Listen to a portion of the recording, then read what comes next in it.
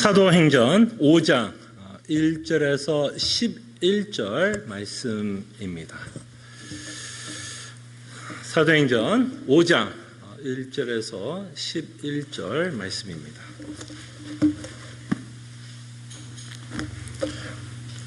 하나님의 말씀이 이러합니다. 아나니아라 하는 사람이 그의 아내 삽비라와 더불어 소유를 팔아 그 값에서 얼마를 감춤해 그 아내도 알더라. 얼마만 가져다가 사도들의 발 앞에 두니 베드로가 이르되 아나니아야 어찌하여 사탄이 네 마음에 가득하여 네가 성령을 속이고 땅값 얼마를 감추었느냐. 땅이 그대로 있을 때에는 네 땅이 아니며 판 후에도 내 마음대로 할 수가 없더냐. 어찌하여 이 일을 내 마음에 두었느냐. 사람에게 거짓말한 것이 아니요 하나님께로다. 아나니아가 이 말을 듣고 엎드려져 혼이 떠나니 이 일을 듣는 사람이 다 크게 두려워하더라. 젊은 사람들이 일어나 시신을 싸서 메고 나가 장사하니라. 3시간쯤 지나 그의 아내가 그 일어난 일을 알지 못하고 돌아오니 베드로가 이르되 그 땅 판 값이 이것뿐이냐 내게 말하라 하니 이르되 예 이것뿐이라 하더라. 베드로가 이르되 너희가 어찌함께 깨하여 주의 영을 시험하려 하느냐. 보라 네 남편을 장사하고 오는 사람들의 발이 문 앞에 이르렀으니 또 너를 메어 나아가리라 하니 곧 그가 베드로의 발 앞에 엎드려져 혼이 떠나는지라. 젊은 사람들이 들어와 죽은 것을 보고 메어다가 그의 남편 곁에 장사하니 온 교회와 이 일을 듣는 사람들이 다 크게 두려워하니라. 아멘. 오늘 구절은 지난주에 저희들이 살펴봤던 4장의 내용과 상당히 대조되고 있는 모습을 저희들이 보게 됩니다. 그래서 오늘 본문을 저희들이 좀 이해하기 위해서는 사실은 지난주에 저희들이 살펴봤던 4장의 내용들을 여러분들이 좀 기억을 하면서 오늘 5장의 내용을 여러분들이 좀 같이 좀 생각해 봤으면 합니다. 4장의 내용을 잠깐 여러분들에게 말씀을 드리면 지난주에 저희들이 생각한 것처럼 이 교회는 사랑의 공동체였다라고 말씀을 드렸습니다. 그럴 때 그 사랑의 공동체가 어떤 식으로 나타나냐면 한 마음과 한 뜻을 가졌다라고 성경은 말씀하고 있고 그 안에서 가난한 성도 또 재물적으로 힘들어하는 성도들이 있을 때 서로 도왔다라고 하는 내용을 보게 됩니다. 그래서 굉장히 좀 극단적인 모습들을 저희들이 보게 됩니다. 그들이 갖고 있던 모든 재물을 팔았고 그 판 것을 사도들 앞에 내놨다라고 기록되고 있습니다. 과연 이런 모습들을 우리가 어떻게 이해할 수 있을까도 생각해 봅니다.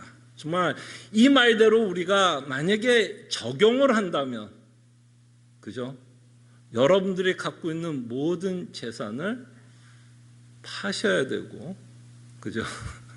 그 판 것을 가지고, 모르겠습니다. 사도가 이 시대에 없으니까 누구한테 바쳐야 될지는 잘 모르겠으나, 어딘가는 바쳐야 될 것 같고, 그 바쳐진 것이 또 필요한 자들에게 사용이 되어야 합니다.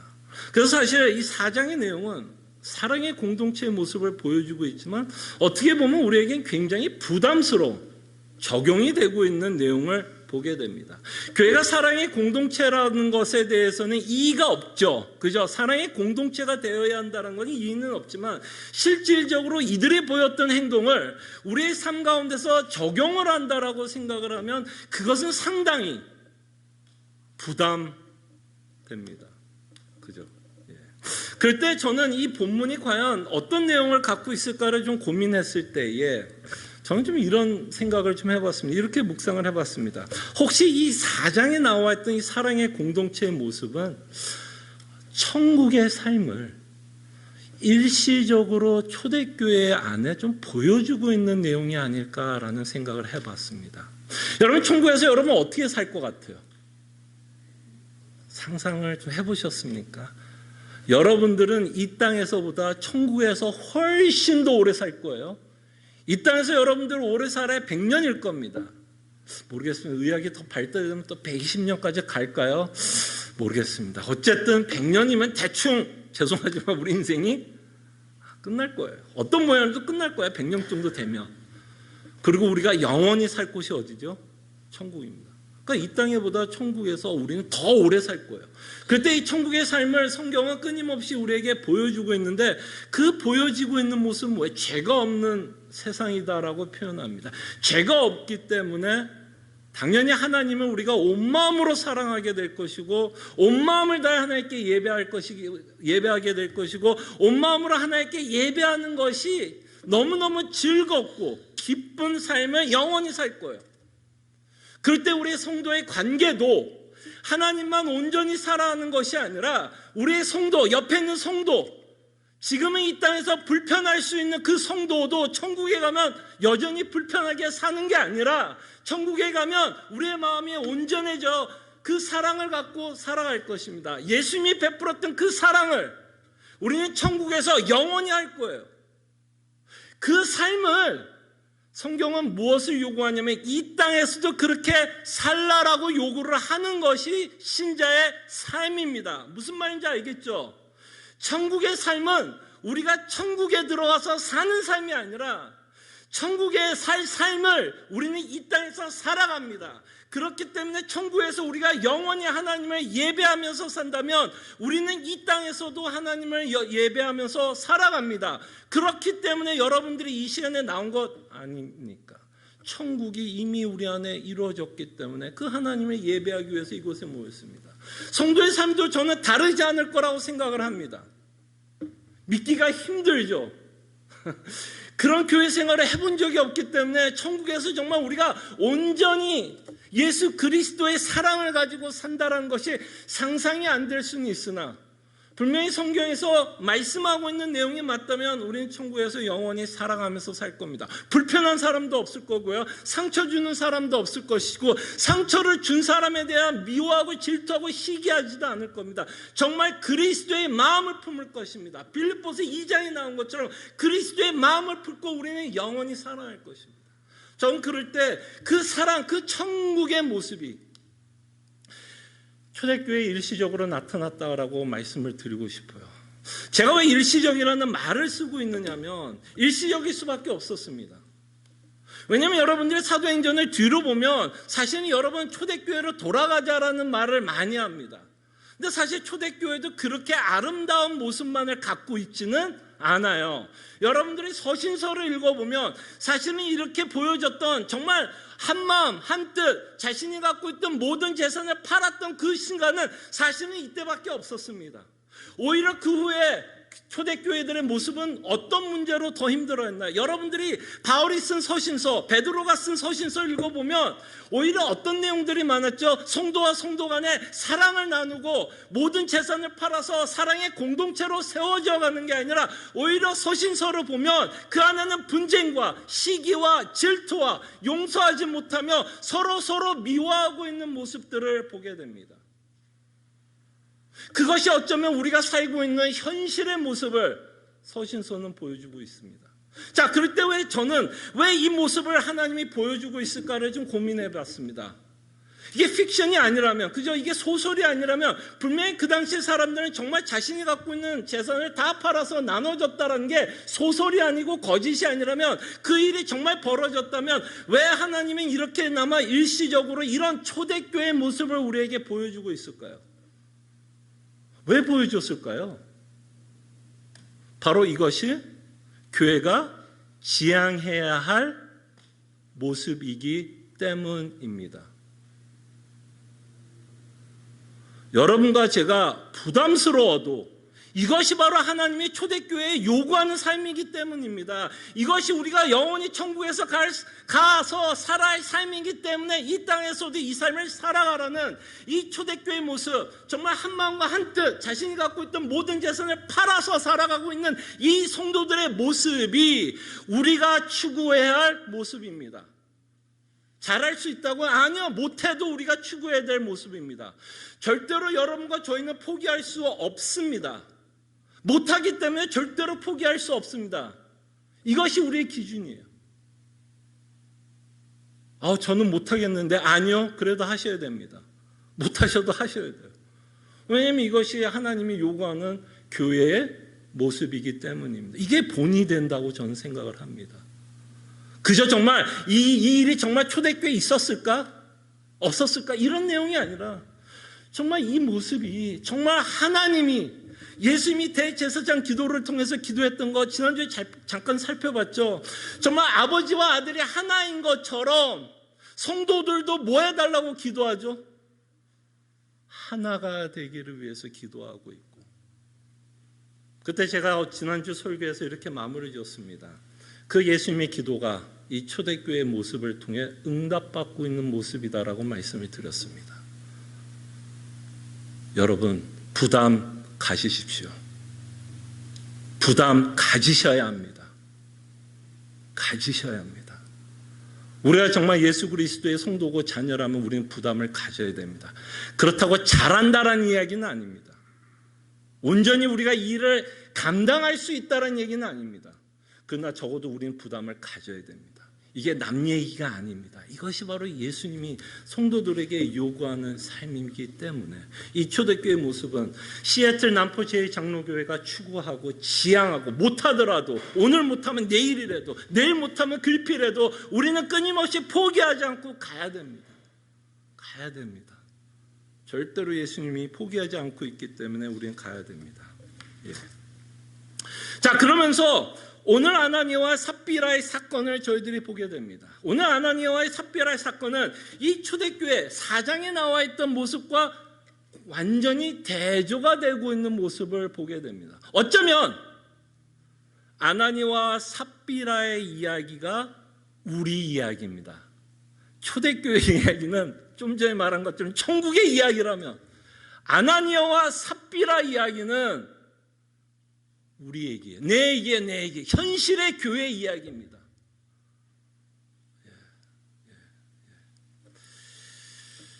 잠깐 우스개 이야기하고 넘어가겠습니다. 제 얘기 잠깐 할게요. 아마 아나니아 삽비라 이야기 여러분 너무 잘할 겁니다.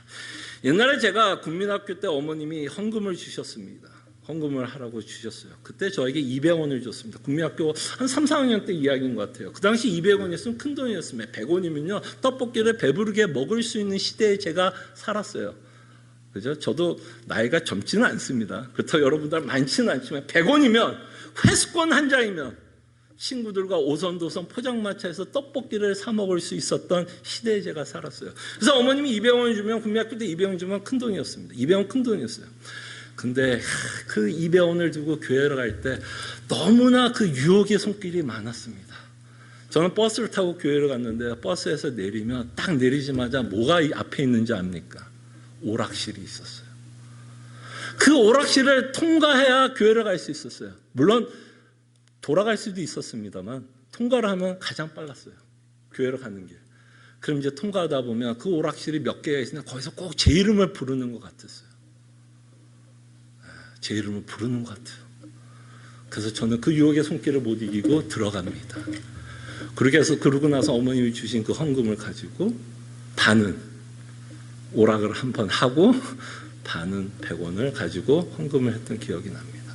오늘 이야기가 그런 이야기를 갖고 있지 않나 생각을 해봅니다. 그런데 오늘 이 내용을 통해서 정말 하나님이 우리에게 무엇을 말씀하시려고 하는지 우리가 좀 고민하면서 함께 묵상하면서 이 말씀을 저희들이 생각해 봤으면 합니다. 근데 다행인 건 저는 죽지는 않았어요. 그죠? 오락하다가 다행히도 하나님이 제 목숨을 가져가지는 않았는데 오늘 본문에 보니까 어떤 저는 하나님의 목숨을 가져간 사건을 보게 됩니다. 이 구절은 참 어려운 구절이에요. 쉬운 구절은 아닙니다. 그래서 어저께 여러분들에게 단톡방에다가 조금 오늘 설교를 돕기 위해서 이미 4장을 좀 살펴보라고 그랬고 5장의 내용을 좀 묵상해달라고 여러분들에게 부탁을 했고 그 다음에 저를 위해서도 기도해달라고 부탁을 했습니다. 자, 그럴 때 우리는 많은 질문을 하게 됩니다. 이 5장엔 너무나 많은 주제가 있어요. 사실 한 3, 4편의 설교가 나올 수가 있습니다. 네, 그런 주제들은 나중에 또 성경 공부를 통해서 우리가 좀 살펴보기를 하고 좀 본문에 우리가 조금만 더 충실하게 본문을 볼게요. 자, 어쨌든 여러분들이 잘 아는 것처럼 아나니아 삽비라는 죽었어요. 이 죽었다라는 것 때문에 우리는 참 이 본문이 너무너무 어려워요. 자, 5절에 보면 이렇게 적혀 있습니다. 아나니아가 이 말을 듣고 엎드려져 혼이 떠나니 이 일을 듣는 사람이 다 크게 뭐 했다고요? 두려워했다라고 기록되어 있습니다. 예, 이 사건은 아나니아와 삽비라에게 그다음에 베드로에게만 3명만 국한된 사건이 아니라 3명만 알고 나머지 교인들이 몰랐던 게 아니라 그들이 경험했던 이 3명의 사건은 모든 교인들, 그 당시에 있었던 교인들에게 알려졌던 사건이었고 이 사건을 통해서 두려움을 안겨줬습니다. 그 다음에 11절에 보면 여러분들과 잘 아는 것처럼 아나니아의 공범 삽비라도 공범이었고 똑같은 일을 당합니다. 그러면서 11절에 보니까 이렇게 끝납니다.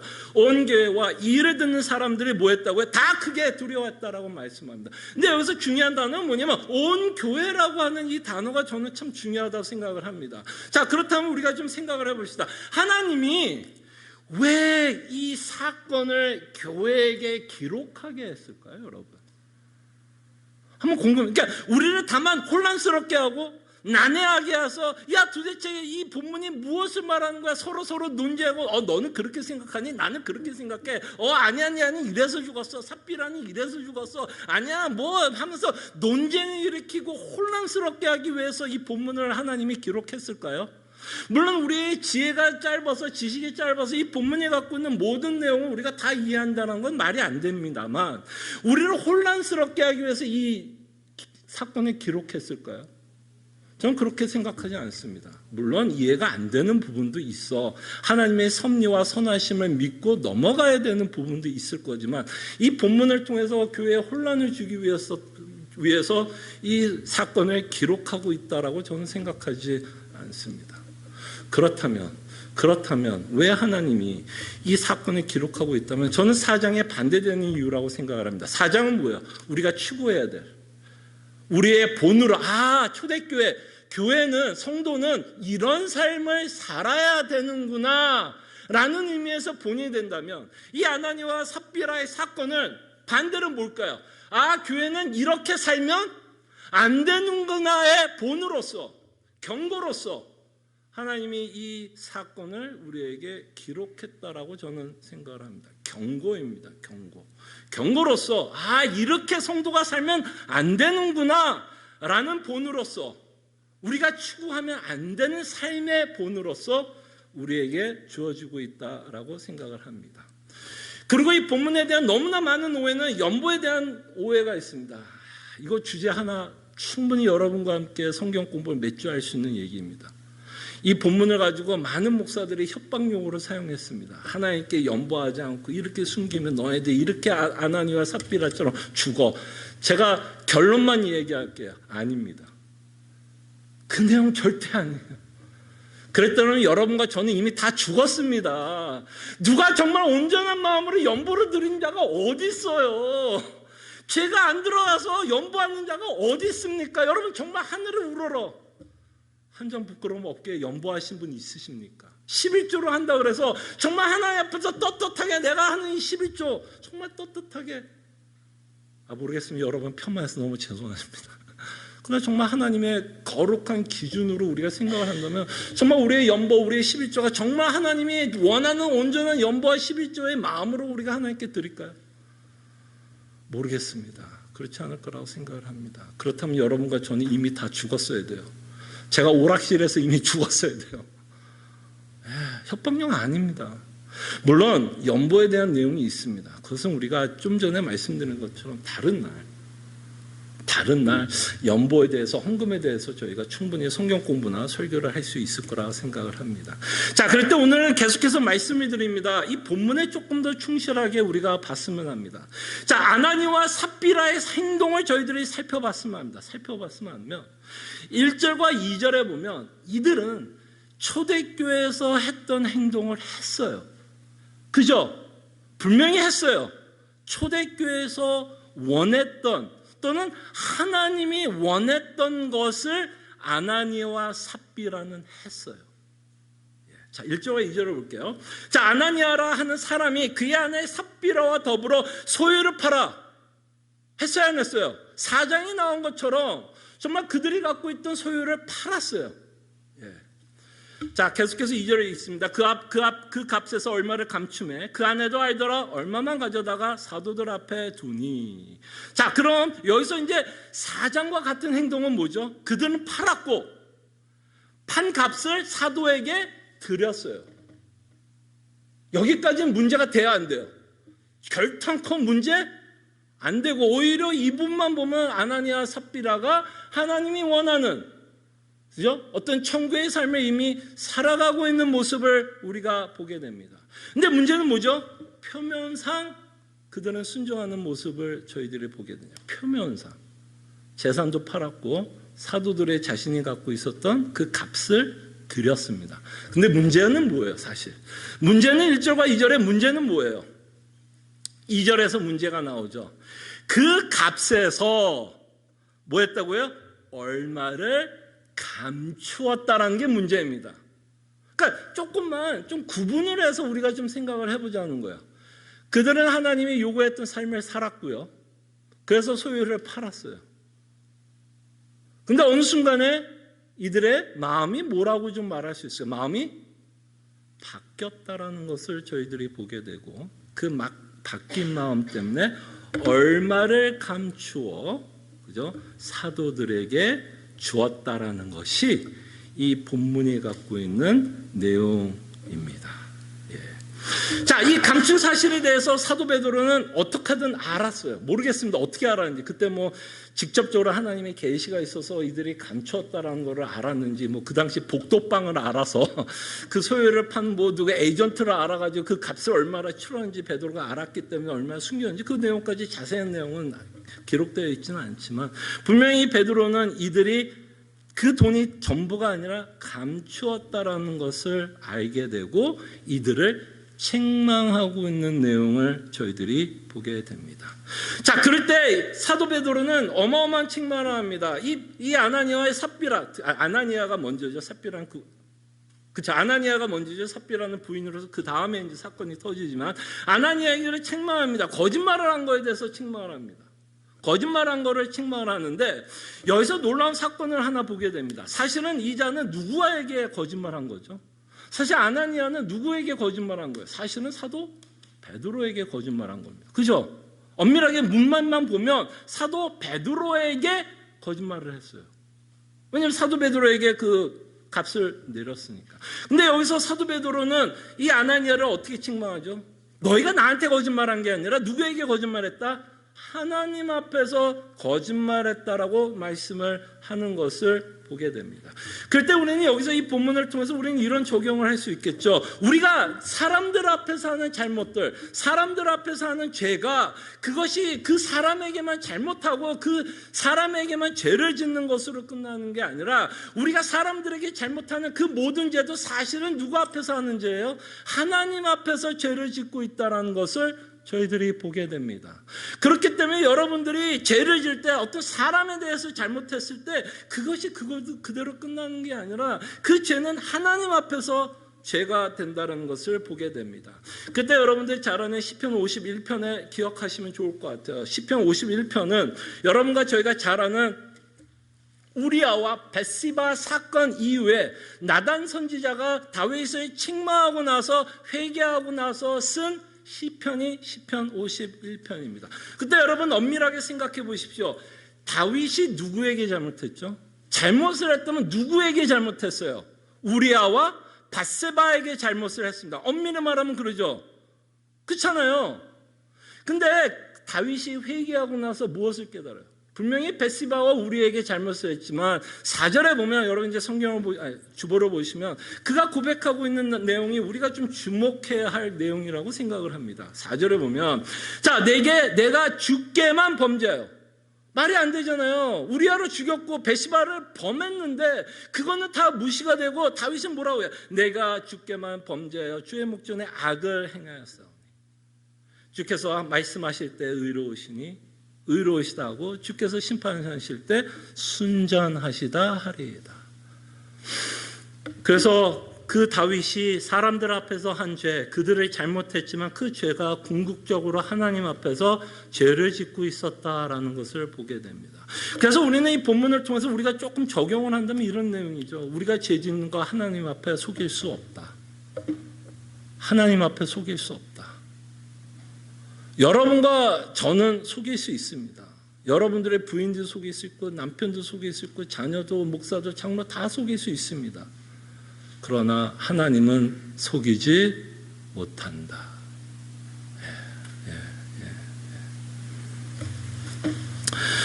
그럴 때에 다윗도 사실은 본인이 죄를 지었다는 걸 알았나요? 몰랐나요?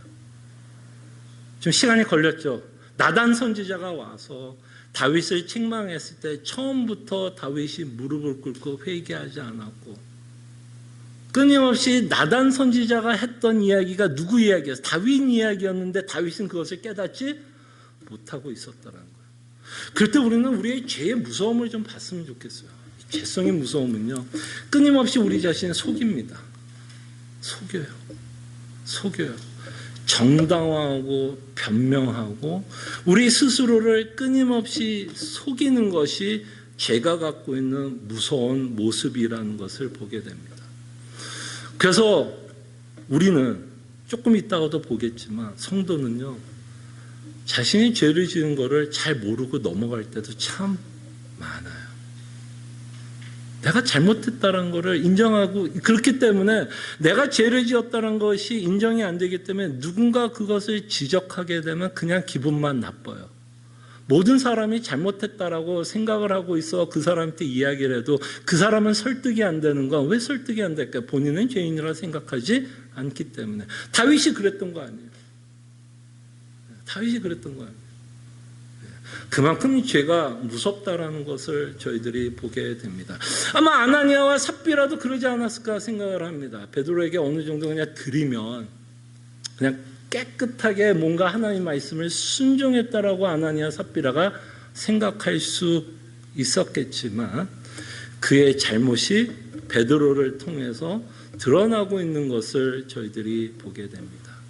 그때 여러분, 신앙인은 그런 것 같아요. 여러분, 신앙인의 특징은요, 끊임없이 자신을 점검합니다. 끊임없이 점검해요. 뭘 점검하냐면 내 안에 있는 죄를 점검합니다. 그럴 때 성숙한 신앙인의 모습은요, 내 안에 있었던 죄를 발견하는 게 저는 성숙한 신앙인이라고 생각을 합니다. 그 전에 미처 내가 몰랐던 죄, 이거는 내가 그냥 관과하고 넘어갔는데 알고 보니 이게 죄였구나. 아하, 이게 죄였구나. 이것을 깨닫는 자가 성숙한 자가 아닐까 싶어요. 그럴 때 우리가 인식하지 못했던 죄를 우리는 성숙한 신앙인들은 끊임없이 인식하면서 살아갑니다. 그래서 이렇게 죄를 인식하는 자들은요, 남들이 하는 충고를 듣게 됩니다. 남들이 하는 충고를 듣게 돼요. 왜냐하면 내 안에 죄가 있다는 걸 발견하기 때문에 어떤 마음을 갖게 되냐면 이제 겸손을 배우게 돼요. 내가 그때 깨닫지 못했던 것이 지금 죄구나. 그럼 누군가 나에게 충고를 한다면 그때는 내가 깨닫지 못할 수도 있겠죠. 그래서 화를 낼 수도 있고 상처받았니 기분 나쁘니 할 수 있지만 정말 우리가 겸손함을 배운다면 우리는 무슨 생각을 하게 될까요? 먼저 화도 날 수 있지만 뭘 생각할까요? 저 사람이 하는 말이 틀리지 않을 수도 있겠구나. 그 전에 내가 깨닫지 못했다면 혹시 지금 내가 깨닫지 못해서 지금 내가 기분 나쁜 건 아닌지를 생각하게 됩니다. 그럴 때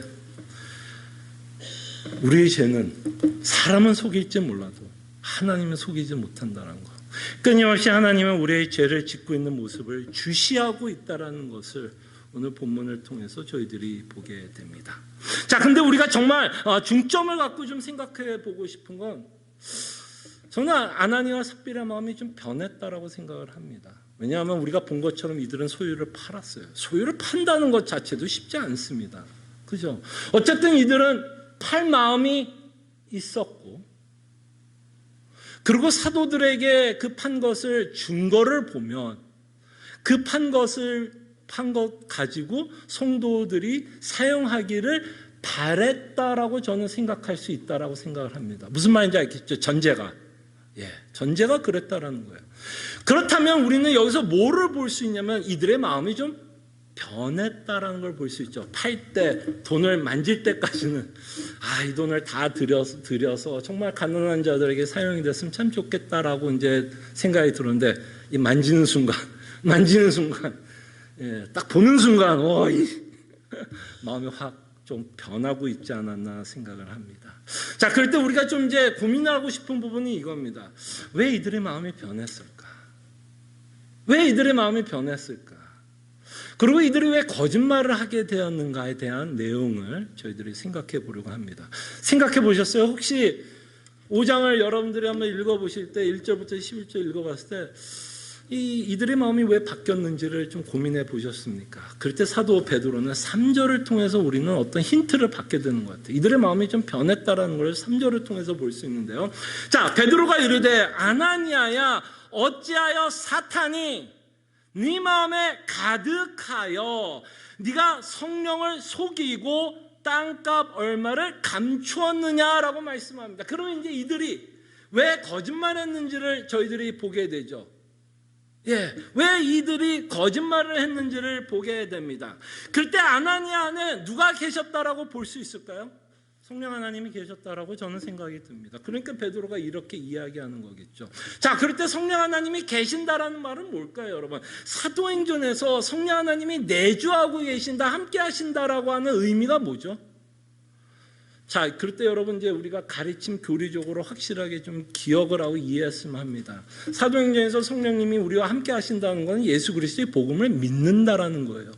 왜냐하면 성령 하나님은 우리 보혜사라고 말씀을 하고 있고요. 그 보혜사를 통해서 예수 그리스도께서 가르치신 모든 것을 깨닫게 하시는 분이 누구예요? 성령 하나님이십니다. 그럴 때에 아나니아에게 성령을 속였다라는 말은 무엇이 되냐면 너희 안에 복음이 있고 너가 복음을 믿고 그 복음의 은혜로 말미암아 그 삶을 살아가려고 했는데 그래서 소유를 팔았는데 그것을 팔아서 가난한 성도들에게 나눠주려고 했는데 왜 그러지 못했느냐라고 사도가 지금 책망하고 있는 내용이 아닌가 생각을 해봅니다. 무슨 말인지 알겠죠? 왜 성령을 속이느냐라는 말을 우리가 어떻게 이해할까? 성령을 속인다는 말은 뭐예요? 그 성령 하나님이 복음을 통해서 우리에게 전하고 있는 그 내용을 왜 속이느냐? 너가 믿고 있는 그것을 왜 믿고 그것에 순종하지 않고 다른 마음을 품고 다른 일을 하고 있느냐라고 사도는 지금 책망하고 있습니다. 자, 그럴 때 사도는 그 일이 왜 이렇게 됐느냐에 따라서 됐느냐라고 말하냐면 뭐라고 말하죠? 사탄이 내 마음에 가득하여. 자, 이것이 바로 성도의 현실입니다. 그리고 이것이 교회의 현실입니다. 무슨 말인지 아시겠죠? 성도는 성령 하나님으로 말미암아 거듭남을 받고요. 복음이 주는 은혜와 기쁨을 누리고 하늘의 소망을 갖고 살아가는 자이기도 맞지만 여전히 성도는 그 안에 뭐가 남아있죠? 여전히 죄성이 남아 있습니다. 죄성이 남아 있어요. 자, 그럼 믿는 자와 믿지 않는 자들의 차이가 뭘까? 이렇게 들어보면 뭐 거듭났다라는 것이 뭐 별로 차이가 없는 것 같은데, 아니 믿지 않는 자도 죄성이 있고 믿는 우리도 죄성이 있다면 뭐가 차이가 날까요, 여러분? 뭐가 차이예요? 똑같이 죄성이 있다면. 근데 여기는 어마어마한 차이가 있습니다. 첫째는 거듭난 자들의 특징은 뭐냐면요, 내가 죄와 허물로 죽었어야 마땅하다라는 것을 인식하는 자들이에요. 믿지 않는 자들의 특징은 뭘까요? 본인이 하나님으로부터 심판을 받아야 할지를 모르는 거예요. 그 차이는 엄청납니다. 한쪽은 자기가 죄성이 남아있고 자신이 하나님으로부터 심판을 받아야 되고 그래서 하나님의 은혜로, 십자가의 은혜로 내가 구원을 받아야 되는 그 필요성을 인식하고 믿는 자고, 믿지 않는 자들은 본인이 죄가 있음에도 불구하고 하나님이 분명히 진노하고 심판하고 있다라고 말하는데 그것에 대해서 전혀 인식을 못하는 자들이에요. 그 인식을 못하는 거의 차이가 뭔지 아십니까? 믿지 않는 자들은 죄에 대한 인식이 없고 하나님의 심판에 대한 인식이 없기 때문에 예수 그리스도를 믿어야 할 이유가 없습니다. 그러나 믿는 자들은 여전히 죄성을 인해서 허물과 죄로 죽었던 나의 모습을 보기 때문에 어디서 차이가 나? 정말 내가 구세주 예수 그리스도가 필요하구나. 그리고 나 같은 죄인 살리신 예수 그리스도 감사하다라는 고백을 갖고 살아갑니다. 다시 말씀드리면 믿지 않는 자들은 자신이 불치병에 걸렸는지도 모르면서 죽는 자들이에요.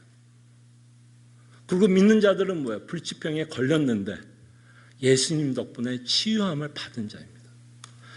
그것이 차이가 난다는 것을 보게 되고 그 다음에 성도들이 거듭났지만 여전히 죄성을 갖고 우리는 살아갑니다.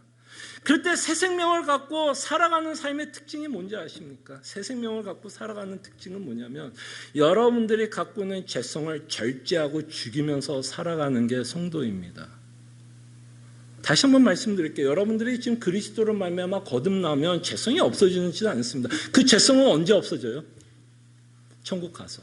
정말 궁극적인 하나님의 나라에 들어갔을 때 여러분들의 죄성이 없어질 겁니다. 그러나 우리가 이 땅에 살아가면서 거듭남을 받았어도 우리는 죄성을 안고 살아가요. 그럼 차이가 뭐냐? 차이가 뭘까요, 그러면? 같은 죄성을 갖고 있는데. 새 생명을 얻은 자들은요, 자신의 죄를 인식해요. 아, 내가 거짓말했구나. 이게 거짓이었구나. 그래서 무슨 생각을 할까요? 이러면 안 되지. 하나님께서 나에게 이런 엄청난 은혜를 베풀었는데 이렇게 살면 안 되지. 무슨 말인지 알겠죠? 내 죄성을 절제하고 죽이면서 살아가는 게 바로 거듭난 자의 삶의 모습입니다. 그때 마가복음 7장 21절과 22절을 볼게요. 예수님이 참 인간이 갖고 있는 죄성에 대해서 이렇게 말씀합니다. 21절부터 제가 읽어드리면요. 주보를 보세요. 자, 속에서 그 사람의 마음에서 나오는 것은 뭐라고요? 악한 생각. 그 악한 생각, 죄성, 우리가 어떤 죄성을 갖고 있었는지에 대해서 예수님이 이렇게 말합니다. 곧 음란과 도둑질과 살인과 간음과 탐욕과 악독과 속임과 음탕과 질투와 비방과 교만과 우매함이니. 자, 이것은 믿지 않는 자들이 갖고 있는 특징이다라고 말씀합니다. 이 죄의 특징이 이렇다고 얘기해요. 근데 문제는 뭐냐면 거듭난 우리도 여전히 이 죄성을 갖고 있습니다. 예, 있어요. 그래서 성경은 끊임없이 내 안에 있는 죄성에 대해서 뭐라고 그래요? 절제를 요구하고 죽이면서 살 것을 말씀합니다. 자, 그럴 때 여러분들이 여기에 나온 음란, 도둑질, 살인, 간음, 탐욕, 악독, 속임, 음탕, 질투, 비방, 교만은 우매함, 절제하지 못할 경우는 어떤 일이 벌어질까요? 여러분들이 죽이지 못했어요. 교만이라는 죄를 죽이지 못하고 절제하지 못하고 겸손을 보였어야 되는데 교만을 보인다면 그 교만에 대한 열매를 맺을까요, 안 맺을까요? 여러분들은 맺게 됩니다. 교만의 죄의 열매를 맺게 돼요. 그렇다고 그게 정죄를 받는 심판의 자리까지는 안 갑니다. 그게 바로 예수님이 믿는 우리의 가장 큰 은혜와 특권입니다. 그럼에도 불구하고 여러분들이 교만한 것 때문에 열매를 맺어서 여러분들의 성도의 관계가 깨질 수는 있다라는 겁니다. 무슨 말인지 알겠죠? 여러분들이 갖고 있는 죄성으로 말미암아 우리가 이 땅에 살아가고 그 죄성의 열매로 말미암아 우리가 그 열매를 맺고는 살 수는 있어요. 예. 그 열매가 심판은 아닙니다. 오해하지 마세요. 그렇지만 교만의 열매, 도둑질의 열매, 음란의 열매, 비방의 열매는 충분히 우리가 이 땅에서 맺고 살 수 있고 이런 죄로 인해서 우리의 인간관계가 어떻게 될 수 있어요? 깨져 나갈 수는 있습니다.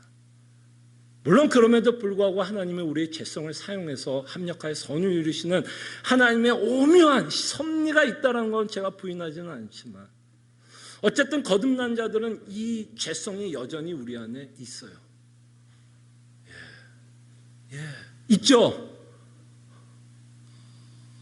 제가 다 스캔하고 있어요. 지금 다 보고 있습니다. 지금 없다라고 생각한 사람이 거짓말 하시는 분이에요. 요한일서에 보면 없다라고 생각하는 자가 거짓말한다라고 요한은 얘기합니다. 자, 그러면 이 아나니와 삽비라의 문제는 뭐였을까요, 여러분? 결국 뭐가 이긴 걸까요, 여러분? 그들이 갖고 있었던 탐욕이 이긴 거죠. 탐욕이 이긴 거죠. 어쨌든 그들은 팔았고 돈을 만졌고 사도들 앞에 줬지만 이 사도들에게 내는 순간 100불이 있었는데 내는 순간 제가 200원이 있었는데 오락식을 지나가는 순간 제 마음을 누가 이긴 거예요? 오락하고 싶은 마음이 이긴 거죠. 오락하고 싶은 마음이 이긴 거죠. 그래서 거기에 있는 100원은 오락실 사장한테 주는 일이 벌어지는 거죠. 그럴 때 아나니아의 삽비라의 가장 큰 문제는 전 성도라고 좀 생각이 듭니다. 정황상 보면 성령을 속이지 말라라고 이야기했을 때 이 안에 이들도 믿는 자가 아니었을까 생각을 해봅니다. 그때 이들의 문제는 뭐였냐면 자기의 죄를 뭐하지 못했던 걸까요? 절제하지 못한 거죠. 죽이지 못한 거죠. 또 그 탐심과 함께 누가 또 옆에서 난리를 피워요? 마귀가, 사탄. 끊임없이 우리의 탐심을 뭐 할까요? 자극하죠. 금춘아, 야 오락해. 야 그 200원인데 야 100원. 야 그거 오락한다고. 야 그 하나님이 뭐라 그러겠어. 야 네가 그 100원 야 100원 갖고 노는데 야 그 하나님이 쫀쫀하게 그 100원 안 냈다고 그렇게 하나님 너 뭐 아나니아 삽비라 좀 죽이겠냐? 그러면서 끊임없이 나를 뭐 했을까요? 속이는 거죠. 끊임없이 내 탐심을 마귀는 사탄을 이용하는 거죠. 그럴 때 이 아나니아 삽비라는 거기에 속고 많은 모습을 보게 됩니다.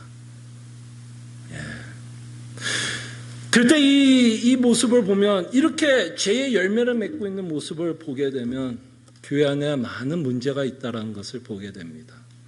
그런 성도라는 것이 이렇게 또 죄의 열매를 맺고 살아가고 있기 때문에 그렇기 때문에 서신서를 읽어보면 이 처음에 나왔던 초대교회의 모습보다는 사실은 어떤 모습이 더 많이 나와요?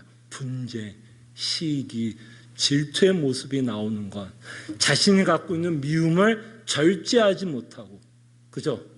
절제하지 못하고 죽이지 못하니 그 예수 그리스도로 말미암아 받은 은혜에 감사하는 게 아니라 그 분함이 그 은혜보다 더 크게 작용을 하니까 그 분함이 그냥 교회 안에서 표출되고 그 질투가 표출되고 시기가 표출되면서 교회에 여러 문제와 분쟁이 있다는 것을 보게 됩니다. 그럴 때 아나니아와 삽비라의 사건은 그런 내용을 담고 있지 않나 생각을 하고 있어요. 현실의 교회는 성도들이 여전히 죄성을 갖고 있기 때문에 이런 모습을 가질 수밖에 없는 모습을 저희들에게 보여주고 있지 않나 생각을 해봅니다. 자, 그럴 때 아유 목사님 그래요 감사합니다. 그러면 이렇게 살 수밖에 없네요. 여러분들에게 제가 죄를 짓는 거에 대한 라이센스를 주는 게 아닙니다. 제가 처음에 설교를 어떻게 했죠? 4장에 나와 있는 내용은 우리가 추구해야 할 본이 되는 모습이라면 지금 5장에 나오는 삽비라와 아나니아의 사건은 뭐가 돼야 돼? 아 이러면 안 되는구나. 이러면 안 되는구나. 이거는 여러분 연보를 하라 이런 문제가 아닙니다. 물론 그 주제를 갖고 있는 건 사실이지만 그 문제만 아닙니다. 정말 여러분 인생 가운데 여러분들이 지배하고 있는 게 뭡니까? 성령 하나님의 복음이 여러분들이 지배합니까? 아니면 여전히 여러분들이 복음을 믿고 있지만 탐심, 탐욕, 비방, 미움, 시기, 질투가 여러분들을 지배합니까? 그럴 때 하나님은 성령을 속이지 마시고 성령을 속이지 말고 우리가 받은 은혜, 복음이 주는 은혜를 뭐 해달라는 거예요? 기억하라. 복음이 주는 은혜를 기억하여 내 안에 있는 죄성을 절제하고 죽일 것을 우리에게 말씀을 합니다. 이제 우리가 함께 기도하죠.